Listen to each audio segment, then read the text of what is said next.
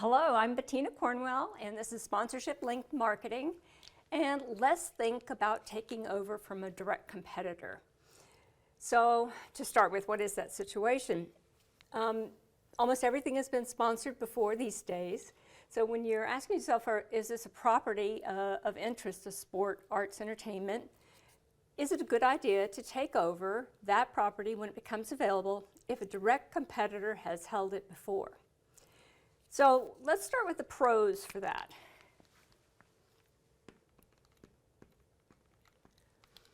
You might acquire a valued property.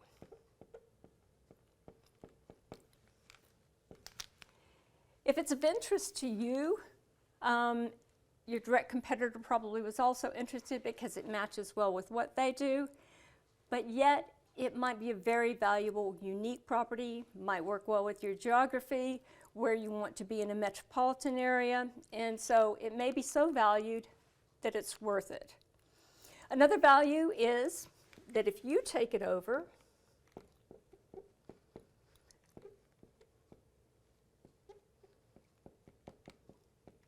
you're going to block your competition. You're going to block the company that had it before, but you're also going to block other competitors in your category. No matter what you are, there are other companies out there that are direct competitors that could probably also, in the telecommunications, in the electronics category, in the banking category, airlines, be interested in this property. The other reason, I'm going to call this hidden.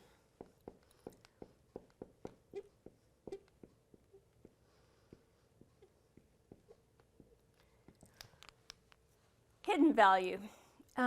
Perhaps there are individuals where you would be able to gain access to their data, that it's shared with the sport.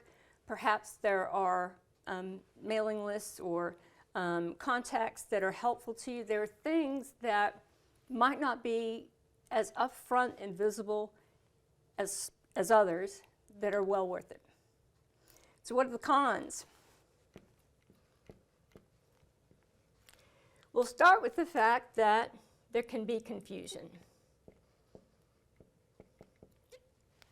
If it's a great match for your direct competitor, a great match for you, people can get things confused. Gatorade taking over from Powerade, it's a colorful drink. They look a lot alike. They're used in the same way. It could be confusing. So in addition to pure confusion, who's the current sponsor? There's a situation where we have residual equity. I call this shared brand equity. So with residual equity, it is that if this property has been in place for some time, and if they've done a reasonable job in activating, then they're going to be recalled for some time. Potentially many years. And if that's the case, you have an uphill battle on confusion and an uphill battle on their persisting shared brand equity between the previous sponsor and the property. And we can also say that any kind of rebadging must be avoided.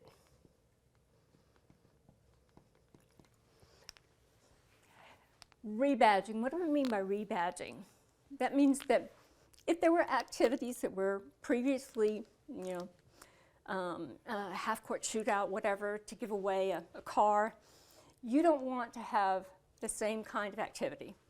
Whatever that was needs to be forgiven and forgotten, and you need to move on to something else because you will be confused with the other sponsor if you are a direct competitor. Okay, now, what are the decision weights for going forward? Yeah?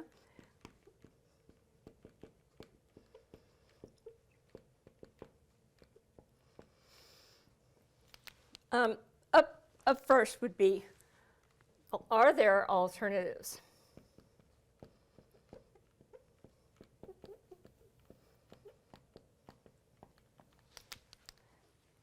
is this a large metropolitan area? And there are many, many ways you could sponsor in this region, and they will work. You may have to work a little harder, but you don't have to have this one. Is this a city with one professional team, and it's this or nothing? That would make you say, well, it's worth it. As well, how long have they held it? How long has that previous sponsor had this property? Because that's going to influence your confusion and your residual equity. If they've had it for 2 years, that's one thing. If they've had it for 10 or 12 or 15, that's another thing.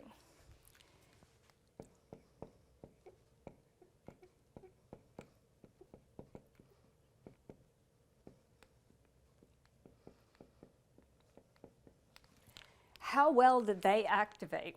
If they did an amazing job in those 10 years, you need to think about it, because their residual equity and any confusion will be high. The residual equity would be the main thing. If they've done a great activation job year after year, then it's more challenging. And then the last would be,